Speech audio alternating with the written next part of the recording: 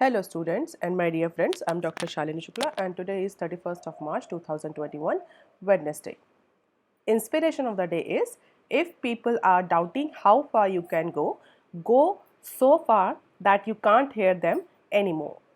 In today's discussion, we are going to cover these articles, and in today's discussion, we are going to cover the news articles from 29th of March, 30th of March and 31st of March Business Standard.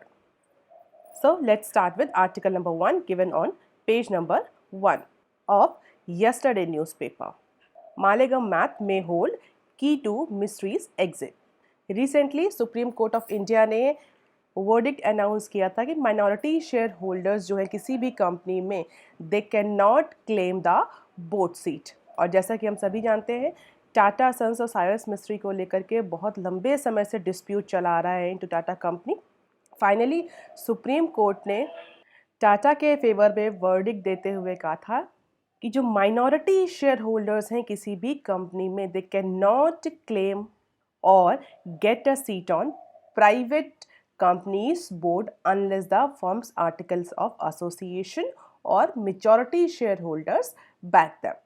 तो ऐसा कोई mandatory rule नहीं है कि minority share holder को board में seat मिले ही मिले, provided that article of association में, जैसे किसी कंपनी का आर्टिकल ऑफ एसोसिएशंस होते हैं, terms and conditions for associating with each other, या फिर मेजॉरिटी शेयर होल्डर्स उस कंपनी के उस particular individual minor share holders को बैक ना करें, तो कंपनी पर लायबल नहीं कि कंपनी किसी भी माइनॉरिटी शेयर होल्डर्स को बोर्ड में seat they. While the Company Act 1956 and 2013 recommend a director on board to be elected by small shareholders in listed companies, and court has made it clear that Mistry Group is not a small shareholders and a board seat cannot be allotted to a contractually or by law.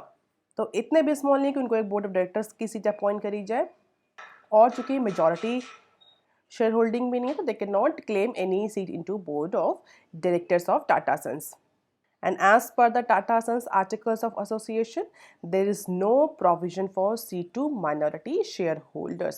तो Cyrus mystery जो seat claim कर रहे थे कि उनको Tata sons में एक seat दी जाए बोर्ड ऑफ डायरेक्टर्स में, फिलहाल के लिए सुप्रीम कोर्ट ने उसको नलिफाई कर दिया है। And with the Supreme Court upholding its position, Tata group में offer an exit to Mistry family, जो कि बहुत टाइम से इसी चीज़ के कवायद लगाए जा रहे थे कि टाटा ग्रुप जो है वो मिस्ट्री फैमिली का जो शेयर है उसको खरीद ले, या मिस्ट्री फैमिली किसी थर्ड पर्सन को, थर्ड पार्टी को वो शेयर होल्डिंग बेच करके टाटा से एग्जिट हो जाए।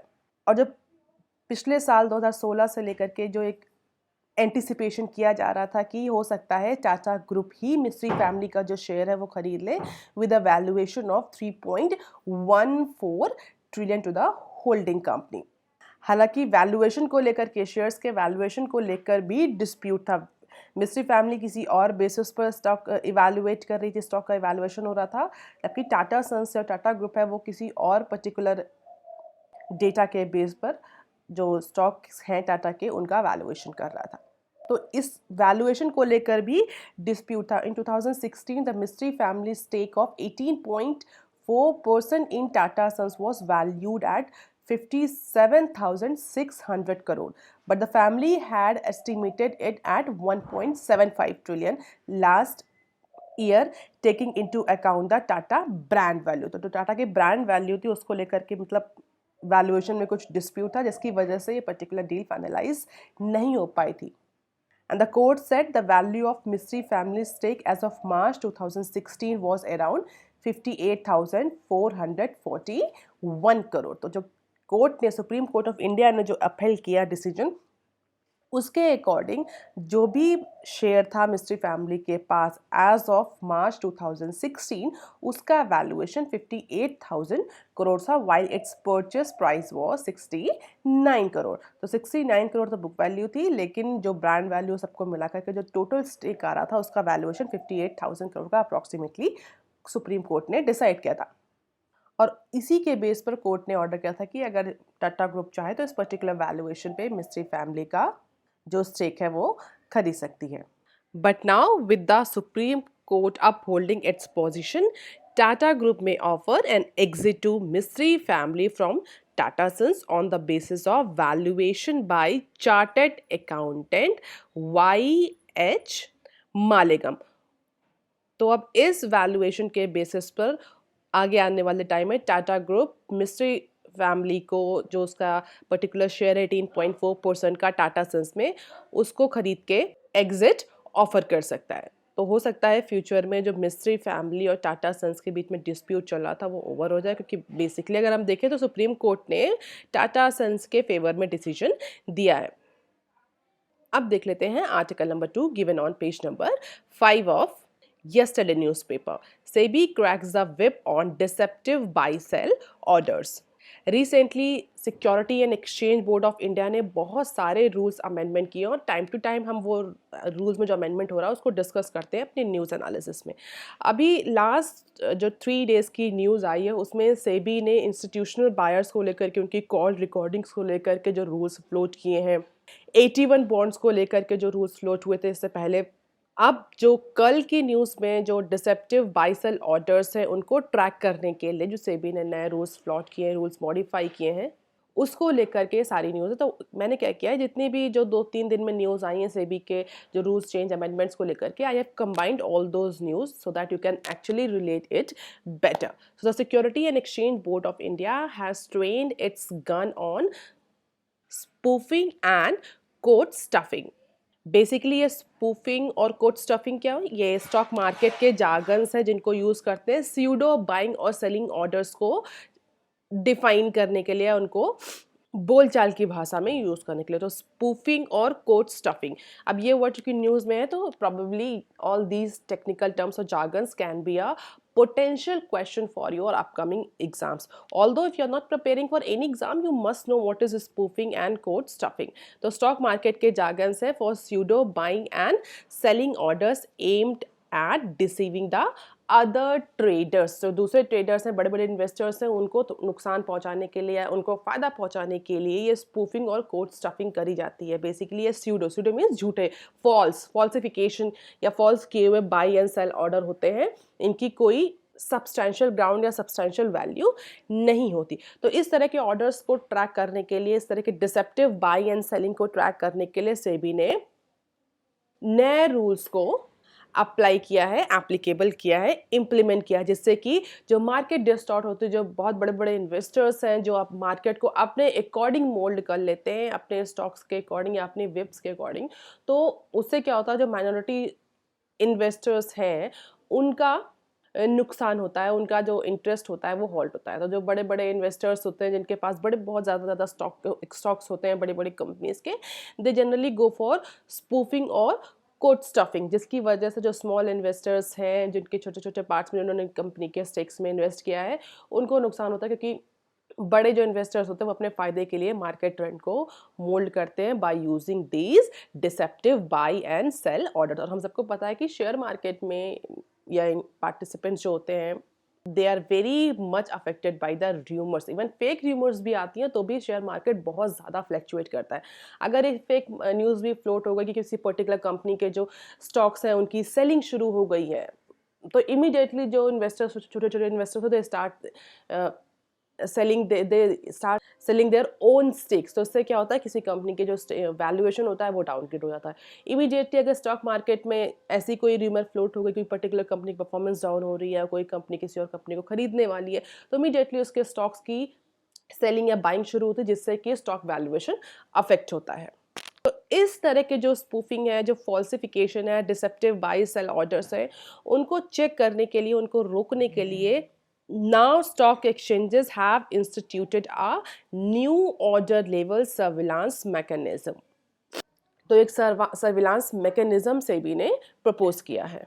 And under the new guidelines, these serial offenders could face trading disablement ranging between 15 minutes and 2 hours। तो ऐसा कोई भी इन्वेस्टर्स या ट्रेडर जो कि स्पूफिंग में या कोड स्टफिंग में या डिसेप्टिव बाय सेल ऑर्डर्स में लिप्त पाया जाता है, तो उसकी जो ट्रेडिंग है उसको डिसेबल कर दिया जाएगा 15 मिनट से लेकर के 2 घंटे तक। एंड आपको लग रहा है कि 15 मिनट से 2 घंटे में क्या फ़र्क पड़ेगा, बट किसी भी ट्रेडर के लिए अगर उसकी ट्रेडिंग ब्लॉक कर दी जा रही 15 मिनट से 2 घंटे तक, तो it may be the huge loss for that individual trader. अगर आपको याद हो तो निफ्टी में जो ग्लिच आया था उसकी वजह से इकोनॉमी को कितना नुकसान हुआ था। That glitch was only for 2 hours, maximum 2 hours, लेकिन उस टेक्निकल ग्लिच की वजह से या जो इंटेंशनली वो टेक्निकल ग्लिच जनरेट किया गया था, अभी इस पर क्लैरिटी नहीं है, उसकी वजह से इकोनॉमी को बहुत ज़्यादा लॉस हुआ था और कई सारे इन्वेस्टर्स को भी लॉस हुआ था। तो अगर किसी ट्रेडर का जो ट्रेडिंग है वो डिसेबल कर दिया जाता है 15 मिनट से 2 घंटे तक, तो it will be the huge loss for that investors.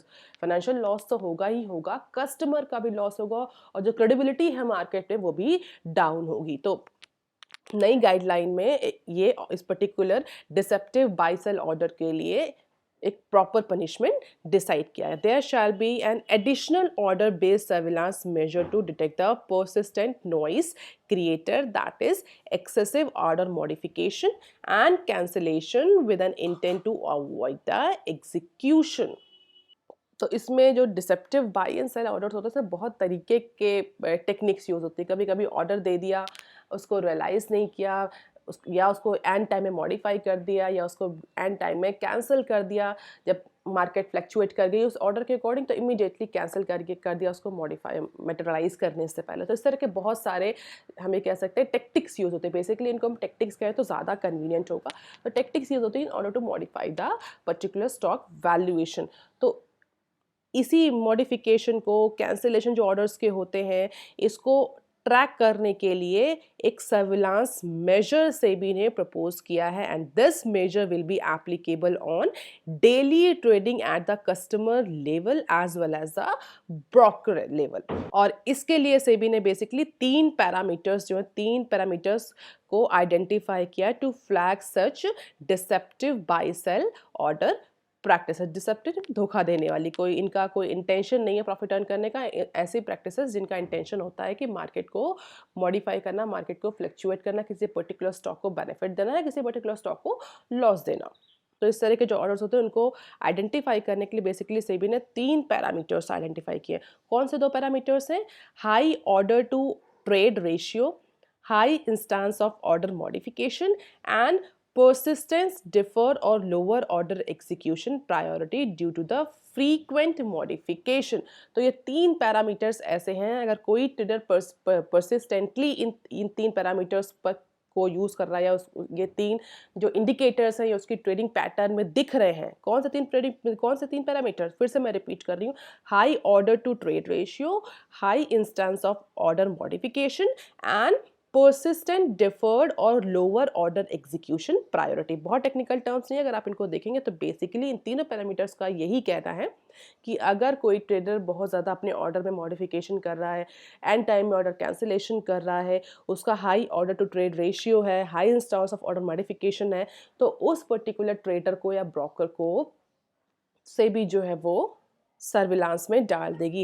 And if the surveillance system detect any of these 3 activities it will be considered 1 instant count and the exchange will determine the penalty based on the count of such instance over 20 trading days। और जैसे ही कोई trader surveillance में आएगा as per the algorithm, उस particular trader को identify किया जाएगा और उसके लास्ट 20 डेज का ट्रेडिंग पैटर्न देखा जाएगा कि क्या यही जो 3 पैरामीटर्स हैं क्या लास्ट 20 डे के ट्रेडिंग पैटर्न में पाए गए हैं। और अगर पाया जाता है वो पर्टिकुलर ट्रेडर या ब्रोकर या investor indulge into deceptive buy sell and order practices, that particular trader will be penalized as per the decision of Security and Exchange Board of India। तो recently Security and Exchange Board of India ने investors, basically जो minority investors हैं, जो minority market participants हैं, उनके benefit को, उनके interest को इंश्योर करने के लिए, मार्केट को ट्रांसपेरेंट बनाने के लिए बहुत ज़्यादा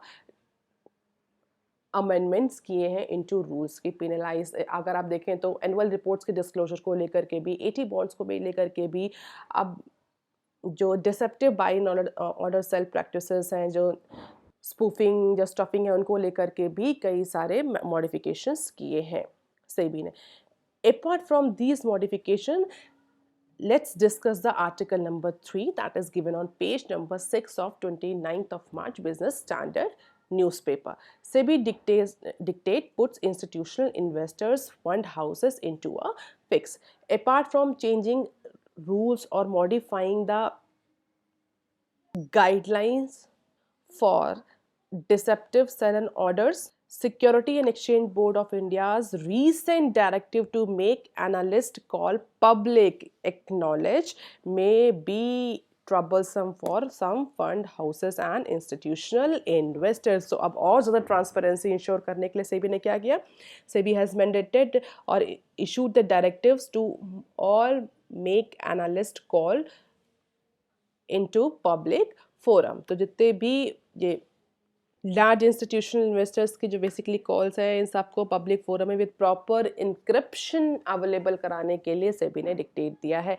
and as per the veterans, बहुत सारे जो मार्केट एक्सपर्ट्स हैं उनका कहना है ये जो सेबी का नया रूल आया है, जो डिक्टेट आया है, that may put the different institutional investors end fund houses into fix. और इसकी वजह से हो सकता है इंडिया में जो बेसिकली इंस्टीट्यूशनल इन्वेस्टर्स इन्वेस्ट कर रहे हैं, फंड हाउसेस इन्वेस्ट कर रहे हैं रिसेंट टाइम में, तो उसकी वजह से ये वो जो इन्वेस्टमेंट है वो कम हो जाए. Until now they provide the exclusive insight to the large institutions in these calls. However, they will become non-event and merely public relation exercises, says expert.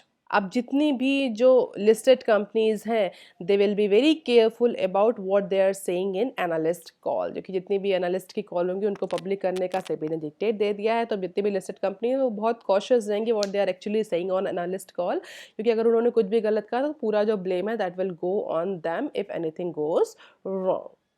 तो अब जैसे ही सेबी का ये डिक्टेट आया तो बहुत सारे जो वेटरन्स थे, एक्सपर्ट्स थे, उन्होंने अपने अपने व्यूज़ दिए. कुछ का व्यूज़ है कि जो इसके से security and Exchange Board of India ने जो ये कॉल को पब्लिक करने का जो डिक्टेट दिया है, इसके अनइंटेंडेड कॉन्सिक्वेंसेस भी होंगे. अगर सेबी ये सोचता है कि इससे ट्रांसपेरेंसी इंश्योर होगी, मार्केट स्ट्रेंथ करेगी, पार्टिसिपेंट्स का जो इंटरेस्ट है वो सिक्योर होगा, इसके अलावा कुछ इसके अनइंटेंडेड कॉन्सिक्वेंसेस भी हैं. What are the unintended consequences? One of the very important consequences that it will hold the information inflow. Democratizing जो information होती है कि पब्लिक कंपनी से पब्लिक तक information जाती है, क्योंकि अभी तक क्या होता था कि कोई भी कॉल को पब्लिक करने की ज़रूरत नहीं होती था, तो companies can freely share their information. But now उनकी कॉल रिकॉर्ड्स होंगी, वो पब्लिक होंगी, तो उससे क्या होगा? Company will be very cautious what they are saying. So the unintended consequences will be that company will stop talking. They will not talk because of their owners की जो भी रिस्पॉन्सिबिलिटी होगी वो उन पर आएगी अगर वो कुछ ऐसा बोल देते. तो this will actually stop the information flow which otherwise is not available in the public domain. So, and in order to ensure that regulatory intensity of the recording, companies would have to literally sanitize everything. While the move to amend the listing obligation and disclosure requirement, जिसको short form में LODR बोलते हैं, for this is laudable, it however brings some challenge for listed companies. और basically SEBI का purpose just to ensure the disclosure, ensure the transparency. So these are the new guidelines: audio video recordings to make available on their website and those stock exchanges within 24 hours or before the next trading days. And with these recordings available, transcription भी available कराना पड़ेगा, उनको transcript करना पड़ेगा, written transcription होना चाहिए into their websites. और सेबी का अपना पॉइंट क्या है? सेबी का ये कहना है कि जो कंपनीज हैं, they are not disclosing their information properly, they are only disclosing the selective information. There is inconsistency in disclosure and because of this inconsistency SEBI has amended this particular law. Which law? Which rule? This one, listing obligation and disclosure requirement, LODR. तो सेबी का ये कहना है कि selective information sharing होती थी, inconsistency थी disclosure में, जिसकी वजह से सेबी को ये मूव लेना पड़ा. तो जितने भी ऑडियो वीडियो रिकॉर्डिंग्स होगी, the all companies have to disclose on their websites. आप देख लेते हैं some other news clips. Government to snip red tape in PSU sale approval. तो नीति आयोग और Department of Investment and Public Asset Management, they are actually exploring the proposal कौन सा proposal? जो time frame है किसी भी पीएसयू के डिसइन्वेस्टमेंट के लिए, उस टाइम फ्रेम को रिड्यूस कर देना इनटू फ्यू मंथ्स। अभी क्या जो एक एवरेज टाइम लगता है किसी भी पर्टिकुलर पीएसयू को प्राइवेटाइज करने के लिए या उसके डिसइन्वेस्टमेंट के लिए, 12 से 13 महीने लगते हैं। But now department of investment and NITI Aayog they are continuously working कि कैसे ये 12 से 13 जो महीने हैं इनको रिड्यूस कर दिया जाए इनटू 3 to 4 मंथ्स। और जाहिर सी बात है, बेसिक पर्पस क्या है? पर्पस है कि जो रिसेंट जो प्राइवेटाइजेशन की वेव चल रही है उसको, उसमें जितने भी कंपनीज प्राइवेटाइज हो रही हैं, पीएसयूज प्राइवेटाइज हो रहे हैं, बैंक्स प्राइवेटाइज हो रहे हैं, उन प्राइवेटाइजेशन प्रोसेस को स्पीड अप करना। The proposal according to 2 government official is to overhaul the privatisation process which may include directly seeking the cabinet committee on economic affairs approval after the think tank submit its recommendation। तो different जो committees से होकर के recommendations गुजरती हैं उसको, उस process को कट डाउन करेंगे। डेफिनेटली प्रोसेस कट डाउन होगी तो टाइम फ्रेम भी कट डाउन हो जाएगा and the privatization will be less cumbersive and easy process. तो 90% टाइम कम करने के लिए जो प्रपोजल है वो फ्लोट किया जा रहा है, डिफरेंट जो स्टेक होल्डर्स हैं, जो डिफरेंट डिपार्टमेंट्स हैं, उनसे डिस्कस किया जा रहा है कि what could be the effective procedure for reducing this particular time frame and bypassing the need for approval of the core group of secretaries on disinvestment। जो डिफरेंट कमिटीज़ होती हैं, सेक्रेटरीज के जो ग्रुप्स होते हैं, कोर कमिटीज़ होती हैं, उनसे जो अप्रूवल होना होता है उन सबको हटा दिया जाएगा। उस सारी मैंडेटरी रिक्वायरमेंट को हटा करके सीधे नीति आयोग के रिकमेंडेशन के बाद वो कैबिनेट कमेटी के पास अप्रूवल के लिए जाएगा। तो डेफिनेटली जब इतने सारे कमिटीज़ और कोर ग्रुप्स की अप्रूवल की जो प्रोसेस होती है उसको कट डाउन कर दिया जाएगा तो the time will be reduced by even 90%। तो जिससे क्लोजर, डिसइन्वेस्टमेंट, प्राइवेटाइजेशन जो पीएसयूज का होता है वो और ज़्यादा आसान हो जाएगा और कम समय में हो पाएगा। तो जो रिसेंट प्राइवेटाइजेशन है उसको और स्पीड अप करने के लिए ये डिसीजंस लिए जा रहे हैं। अब देख लेते हैं next clip. Government ready to extend Vivad se Vishwas to settle Cairn dispute. Cairn India जो एनर्जी है उसके डिस्प्यूट को रिजॉल्व करने के लिए, जहाँ पर अभी एक पर्टिकुलर इंटरनेशनल ट्रिब्यूनल ने, आप जो कमेंट सेक्शन में लिखकर बताएं कौन सा इंटरनेशनल ट्रिब्यूनल है जिसने केयर्न एनर्जी के फेवर में वर्डिक्ट दिया है इंडिया को। तो जिसमें इंडिया ने ये भी कहा था कि कोई भी अथॉरिटी, कोई भी इंटरनेशनल कोर्ट, कोई भी जुरिडिक्शन इंडिया के टैक्स जुरिडिक्शन को क्वेश्चन मार्क नहीं लगा सकता। इंडिया के, ये टोटल इंडिया की सोवरेन राइट है इंडिया के जुरिडिक्शन में कि वो किस पर्टिकुलर एंटिटी पर कितना टैक्स लगा सकती है। No other entity, no other international court can actually question the India sovereign right to impose tax on any entity that is working under the domestic territory of India। तो अब उस particular dispute को resolve करने के लिए it's involve the huge amount of money. आप मुझे comment section में लिखकर बताइए कि कौन से अभी रिसेंटली एक इंटरनेशनल कोर्ट ने केयर एनर्जी के फेवर में वर्डिक्ट दिया है and what is the amount of tax that actually government of India is looking with care energy. जो डिस्प्यूट है कितने अमाउंट का डिस्प्यूट है बेसिकली। तो अब रिसेंटली गवर्नमेंट ने इस पर्टिकुलर डिस्प्यूट को रिजॉल्व करने के लिए केयर एनर्जी को विवाद से विश्वास स्कीम के लिए ऑफर किया है, जिसके अंदर पर्टिकुलर कुछ रिलैक्सेशन दिया जाएगा केयर इंडिया को पेनाल्टी में, और उससे कहा जाएगा कि आप जो भी पेनाल्टी है वो वापस कर दीजिए। ऑल जो भी टैक्स डिस्प्यूट है, जो टैक्स आपने पे, जिस टैक्स के लिए आप लायबल है उस टैक्स को रीपे कर दीजिए। We will subsume all the penalties, जो पेनाल्टीज हैं, इंटरेस्ट है, उसको कुछ को रिड्यूस कर देंगे। तो इससे दोनों ही म्यूचुअल बेनिफिट में रहेंगे। लेट्स सी कि केयर एनर्जी जो है वो इस पर्टिकुलर विवाद से विश्वास स्कीम का जो सेटलमेंट का जो प्रपोजल गवर्नमेंट फ्लोट कर रही है उसको एक्सेप्ट करती है नहीं, क्योंकि जनरली जो भी वर्डिक्ट्स आए हैं वो केयर एनर्जी के ही फेवर में आए हैं। तो अब फिलहाल इस पर्टिकुलर कंपनी पर डिपेंड करता है whether they are going to accept this विवाद से विश्वास स्कीम और नॉट, या फिर गवर्नमेंट फर्दर इस पर्टिकुलर केस को लेकर के किसी और इंटरनेशनल फोरम में जाती है। आप देख लेते हैं next clip. Retail loans to become biggest segment for banks. कोविड-19 के ड्यूरेशन में लोन का जो पैटर्न है वो बहुत ज़्यादा चेंज हुआ है।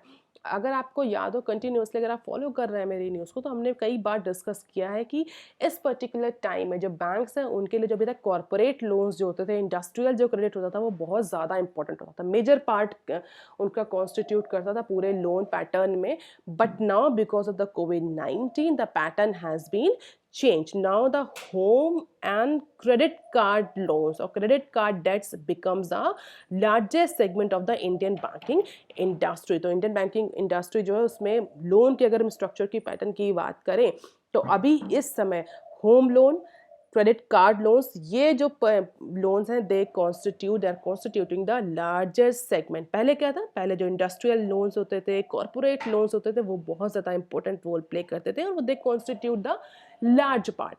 But now because of the COVID-19 the pattern has been changed, and that is why every bank, whether it is a commercial bank, private bank or the public bank, they all are focusing on the home loan and credit cards more in comparison to the other loan services, other debt services. और उसी तरह वो अपने home loans को और credit cards को और ज़्यादा लुक्रेटिव बना रही हैं और ज़्यादा इफेक्टिव बना रही है, जिससे कि उनका जो शेयर है वो और ज़्यादा इंक्रीज हो इनटू दिस इंक्रीजिंग सेगमेंट. और अगर हम ग्राफ देखें तो ग्राफ में भी हमें क्लियरली देखा, this blue line indicates the industry loan, this black line indicates the services and this red line indicate the personal loan. और जैसा कि हम देख रहे हैं ये ब्लू जो लाइन है that is actually on decreasing trend, whereas this red line is on increasing trend. They are not actually at the stage of crossing each other. So it's clearly indicative that personal loans are becoming more important and more significant for Indian banking industry. अब देख लेते हैं next clip. Amazon to step up e-payments financial services. As per the CEO of Amazon Pay, they are actually looking forward to step up into e-payments and financial services industry of India. Approximately $1 trillion digital payment space in India is expected to rise 5-fold into upcoming 2 to 3 years. 2023 तक 1 trillion का digital payment space जो है India में होने वाला है. And all digital services, whether it is Amazon and other financial or e-commerce companies, they all are looking for this e-payment space. So Amazon Pay भी उसमें पीछे नहीं है, wish to convert cash hardened customers into a digital one as per the Amazon Pay CEO. और जैसा कि अगर हम बात करें इंडियन फाइनेंशियल सर्विसेज की तो अप्रॉक्सीमेटली $340 बिलियन की मार्केट होगी आगे आने वाले कुछ सालों तक. तो एक $1 ट्रिलियन की डिजिटल पेमेंट स्पेस है, 340 बिलियन का फाइनेंशियल सर्विसेज की मार्केट है. दैट्स वाई जो अमेजोन पे है वो भी apart from Paytm and other e-payment spaces, they all are looking to invest into India, and 85 Indians earn in cash.